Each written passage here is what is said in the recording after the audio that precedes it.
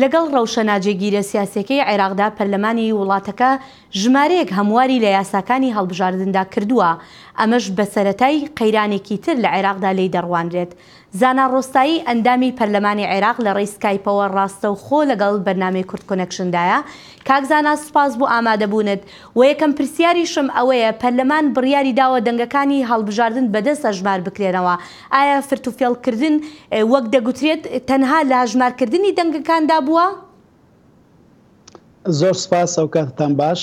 بێگومان ئەم هەڵبژاردنەی 12ی پێنج یەکێک بوو لەو هەڵبژاردنانەیە کە زۆرترین ساختەکاری بەخۆدیت لە عێراق بە کۆمەڵێک بەڵگەی زۆر پێشکەشی کۆمیسیۆنی باڵای سەربەخۆی هەڵبژاردنەکان کرا، بەڵام کۆمیسیۆن ئامادە نەبوو وردبینی بکە لە دەنگەکان و سەر لە نوێ بەدەست بیانژمێرێتەوە، لەبەرەوەی دەیگوت هیچ مادێکی قانونی نییە ئێمە پشتی پێ بەستین.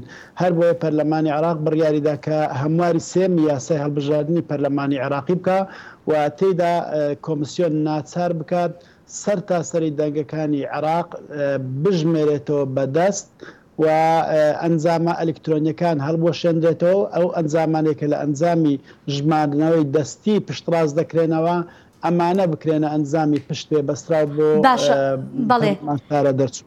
بەڵێ باشە کاکزانە، وەکو وترا با بڵێن دەگوترا کە فێڵ و تەڵەکە لە هەڵبژاردنەکاندا کراوە. ئایا ئەم فێڵ و تەڵەکردنە تەنها دەتوانرێت لە سیستەمی ئیلکترۆنی بکرێ یاخود ئێستا چ متمانەیەک هەیە تاوەکو ئێستا ئەو دەنگانە بە پارێزراوی مابێتەوە؟ بە تایبەتی ئەگەر ئێمە هەرێمی کوردستان بکەینە نمونە زیاتر با بڵێن کۆمیسیۆن پاراستنی ئەو دەنگانی دا بۆ دەستی ئەو لایەنانەی کە وەک دەگوترێ فێڵ و تەڵەکەکەیان کردووە وەکو لایەنەکانی تر باسی لێوە دەکەن. ئێمە لە هەرسێ پارێزگاکەی هەرێمی کوردستان دڵنیانین کە دەستکاری نێو سندوقەکان نەکرابێ، لەبەرەوەی سەرجەم فەرمانبەرانی کۆمیسیۆن لە هەرێمی کوردستان ئەوانەی سەرە بەغدان سەر بە پارتەکانی دەسەڵاتدارن لە هەرێمی کوردستان لە هەولێر و لە دهۆک هەمویان سەر پارتی دموکراتی کوردستانن. هەر فەرمانبەرەکانی کۆمیسیۆن خۆیان بێجگە لە هێزە ئەمنیەکان کە تەواوی حیزبینە و سەر بەوە ئەم حیزبن. کاتێک تۆش بابەتێکی وە مەترسیدار ئەسپێری بە هێزێکی حیزبی ئەوە جێ خۆمانەکە ئێمە بکەوینە گومان دڵنیانە بین لەوەی کە دەنگەکان لە نێو سندوقەکان دەستکاری نەکرابن، بەڵام ئێمە ڕێو شوێنێکمان لە نێو یاساکە داناوە بۆ خۆپاراستن لەو مەترسیانە. ئەویش ئەوەیە داوامان کردو کە کۆمیسیۆن مطابقە بکە لە نێوان ئامێری پەنجەمۆر و بارکۆدی سەر کاغەزەکانی دەنگدان.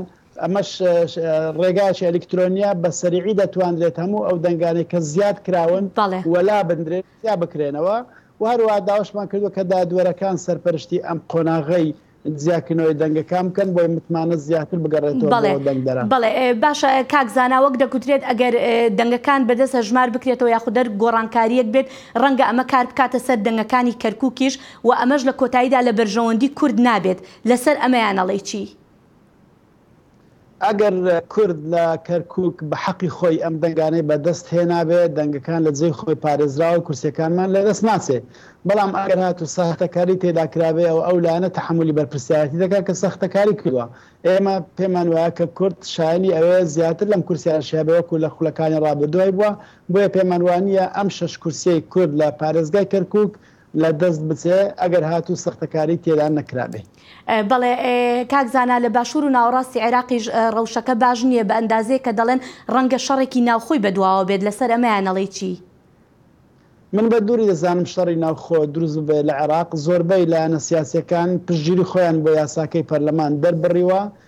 هەندێک ئەندام پەرلەمان کە بە شێوەی ساختەکاری توانیان دەنگ بەدەست بێنن ئەمانە نیگەرانی زیاتر دەردەبرن، بەڵام لایەنە سیاسیەکان تا ئێستا هیچ لایەنێکی سیاسی عێراقی دژایەتی خۆی بۆ ئەم یاسایە دەرنەبڕیوە. پاشان لە عێراق محکمە ئیتیحادی هەیە. محکمە ئیتیحادی کێشەکان یەکلا دەکاتەوە و تا ئێستاوا بوو هەموو لایەنە سیاسیەکان بە بڕیارەکانی محکمە ئیتیحادی ڕازی دەبن.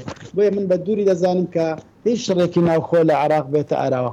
بەڵێ زانا ڕۆستایی ئەندامی پەرلەمانی عێراق، زۆر سوپاس دەکەین بۆ ئەم دەرفەتە.